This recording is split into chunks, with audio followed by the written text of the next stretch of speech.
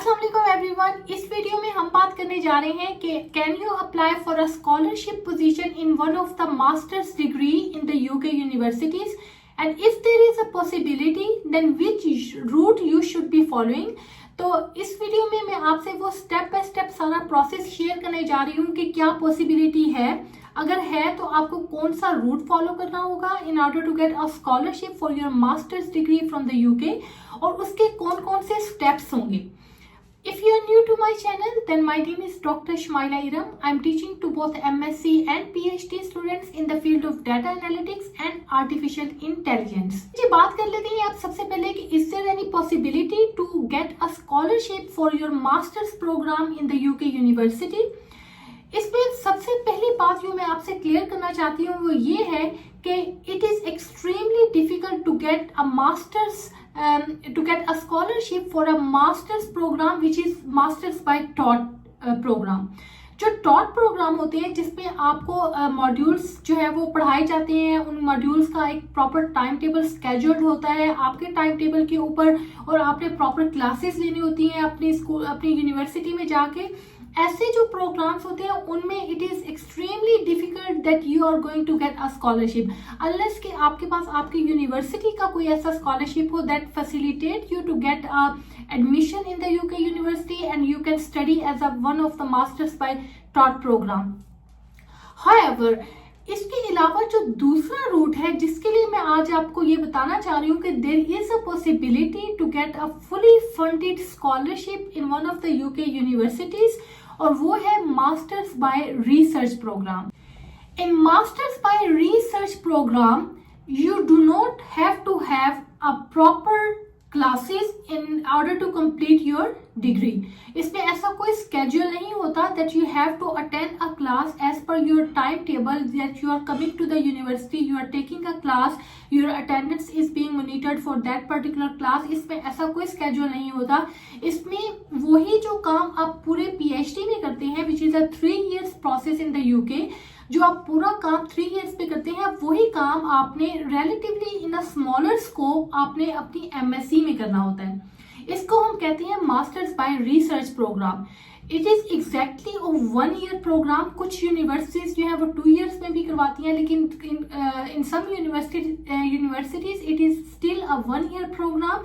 तो इसमें ड्यूरेशन आपका सेम ही होगा, लेकिन इसमें आपको एक्स्ट्रा बेनिफिट्स होंगे अगर आप मास्टर्स बाय रिसर्च के प्रोग्राम को चूज करते हैं and you have a very good qualification and you have publications. वो मैं क्राइटेरिया आपसे बाद में डिस्कस कर लेती हूँ, लेकिन अगर आप मास्टर्स बाय रिसर्च का प्रोग्राम चूज करते हैं then you will have to complete your study your research degree in 1 years time and then you will be eligible to get a post study work permit which is a UK scheme that whoever is coming to UK for a bachelor's, master's or PhD degree, they can get PSW, post study work permit, which is for 2-year visa that they give you to stay over here to get an experience, to get a sponsorship from here, or if you are capable enough that you can get a sponsorship letter, then you can permanently stay in the UK.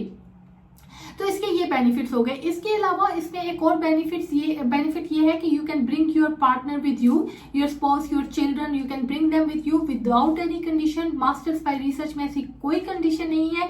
Masters bye taught programme में आपके ऊपर condition है कि आप नहीं लेकर आ सकते, लेकिन मास्टर्स बाय रिसर्च में आपके ऊपर कोई कंडीशन नहीं है। Recently one of my MSc students in masters by research came to the UK university who is doing masters by research with me. He came with his spouse, और अब benefit क्या है कि आपका स्पाउस ही है, they can work full time in the UK, और आप भी जो है वो 20 आवर्स पर वीक काम कर सकते हैं। तो together both of you can financially support your self, your studies, your maintenance, और जो आपके यहाँ पे एक्सपेंडिचर्स हैं आप उसको सपोर्ट कर सकते हैं। इसका एक ये बेनिफिट भी होता है। इसके अलावा if you are eligible, I mean all of the people who have done a research degree, they are eligible for global talent visa applications, और अगर आप उसके लिए अप्लाई करते हैं और आपकी एप्लीकेशन एक्सेप्ट हो जाती है then that is the best opportunity that you can live permanently in the UK। तो ये तो मैंने आपको बता दिए बेनिफिट्स। अब बात कर लेते हैं हम लोग कि आपने अप्लाई किस तरह से करना है इस रूट के लिए। सबसे पहला जो प्रोसीजर होता है, आप किसी भी यूके की यूनिवर्सिटी की वेबसाइट पर जाएं, उनके जो प्रोग्राम्स लिस्टेड होते हैं जो कि फॉर पीएचडी स्टडीज के लिए होते हैं, you can also in most of the universities in for those programs you can also apply for a masters by research degree. उसमें ये होता है कि अगर तो आपके पास, आप जाके उनकी वेबसाइट पे सर्च करें कि मास्टर्स बाय रिसर्च प्रोग्राम, जिसको हम एमरेस भी कहते हैं, तो आप किसी भी यूके की जो वेबसाइट है, यूनिवर्सिटी की वेबसाइट है, उस पर जाकर सबसे पहले आप उसको सर्च करें।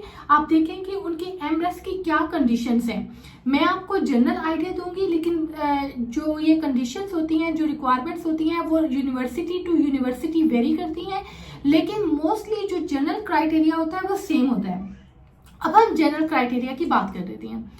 सबसे पहला स्टेप क्या है? सबसे पहला स्टेप है check whether you meet the requirement in order to apply for a masters by research program। इसमें आपने क्या चेक करना होता है? Do you have a qualification that is upper second class or first class degree in your bachelor's, जो कि आपने अपने कंट्री से किया हुआ होगा। अगर आपकी उसमें फर्स्ट क्लास डिग्री है या अपर सेकंड क्लास डिग्री है, then this is one of the conditions that you can go ahead and you can start for the application.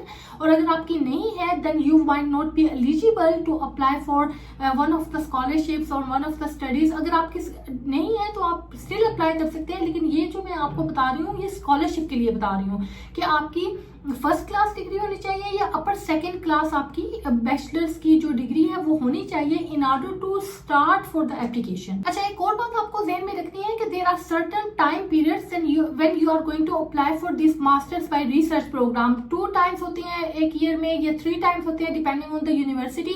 Some universities are flexible, they can take 3 times. Some universities are more restrict, they can only take 2 times, either September or January intake, but most of the universities nowadays are more flexible to take the students, so some universities they can also take for 3 different intakes। तो आपने ये देखना है कि next intake क्या है जिसके लिए आप अप्लाई करने जा रहे हैं।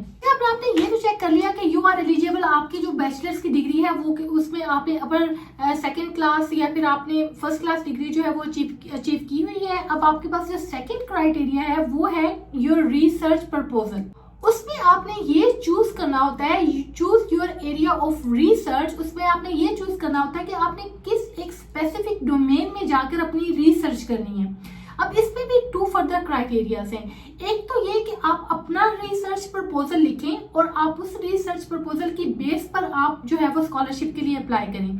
If this is new for you, of course, some of the students they might think that they are not, experienced in write the research proposal। जो कि हमारे बहुत सारे स्टूडेंट्स हमारे पाकिस्तान, इंडिया, बांग्लादेश में, क्योंकि हमारा रिसर्च का इतना बैकग्राउंड स्ट्रॉन्ग नहीं है, हमें नहीं पता कि हमने रिसर्च प्रपोजल किस तरह से लिखना है, आइडिया कहाँ से जनरेट करना है, कैसे इसको मेच्योर करना है आइडिया को। तो उसमें जो सेकेंड इजीएस्ट ऑप्शन है ना, जो आप उस यूनिवर्सिटी की वेबसाइट पर जाके देखें कौन से प्रोजेक्ट्स लिस्टेड हैं, जो कि डिफरेंट प्रोफेसर्स ने, जो उनका एरिया ऑफ रिसर्च इंटरेस्ट है उससे रिलेटेड डिफरेंट प्रोजेक्ट्स जो है वो एडवर्टाइज किए हुए होती हैं उनकी यूनिवर्सिटी की वेबसाइट के ऊपर।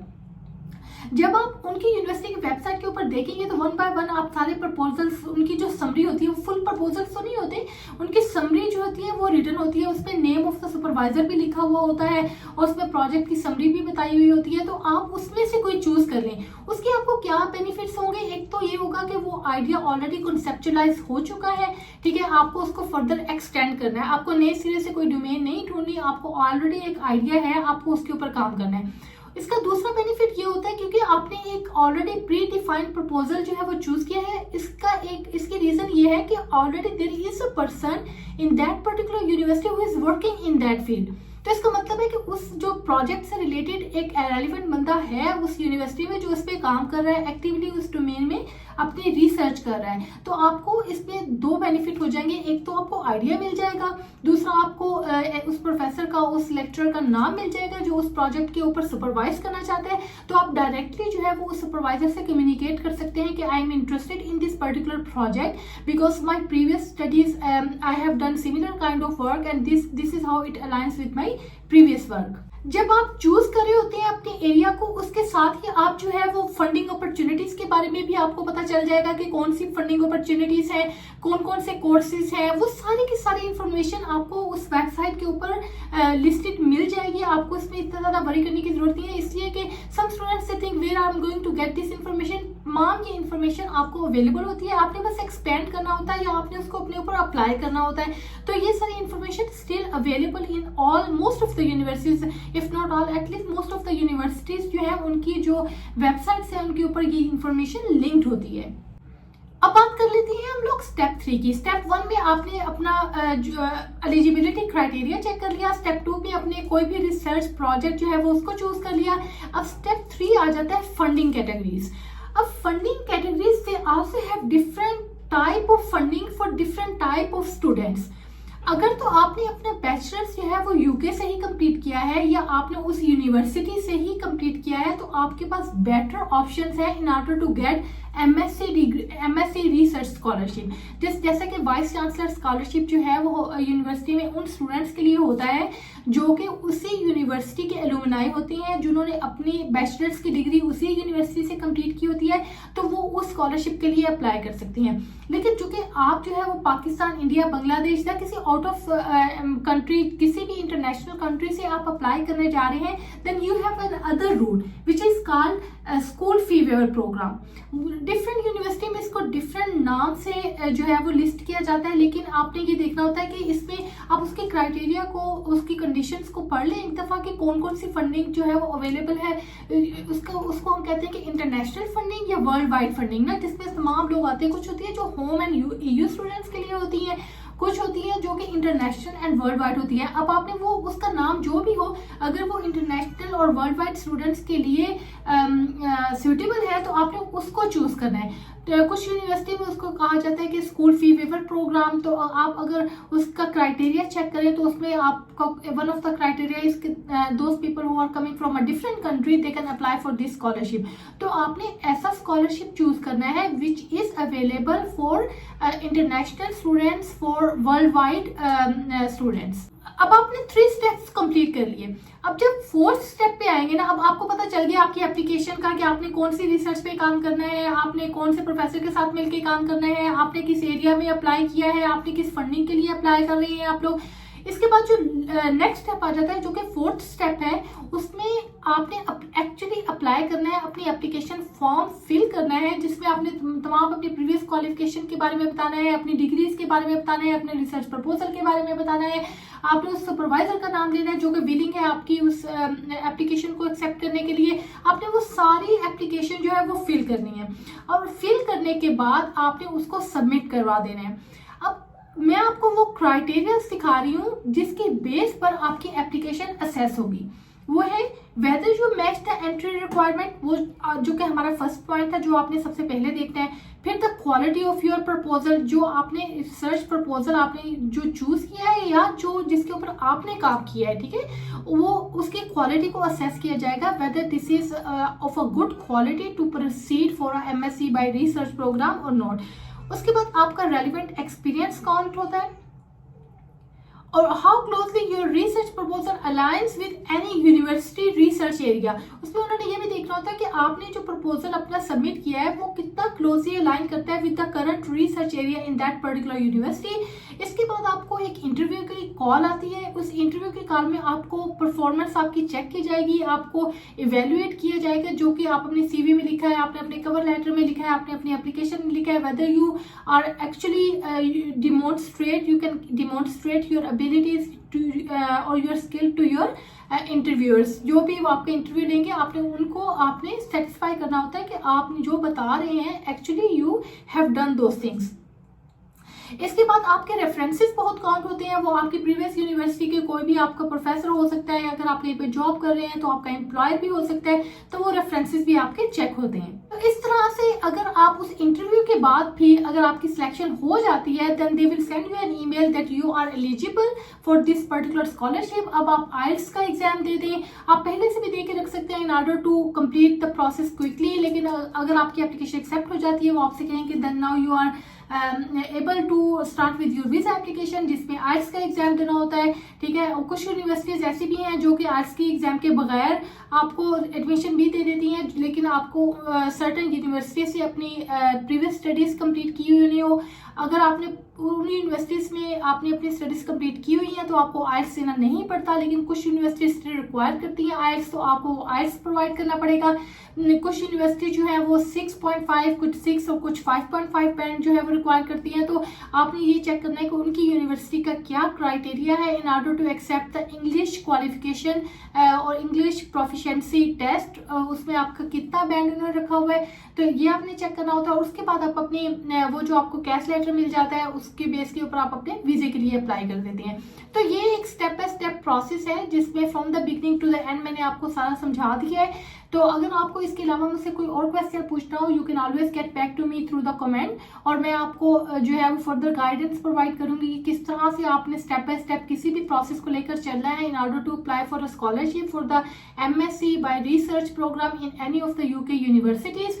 उसके लिए अगर आपको फर्दर कोई भी इंफॉर्मेशन चाहिए, गाइडेंस चाहिए, you can contact me back and I will get back to you.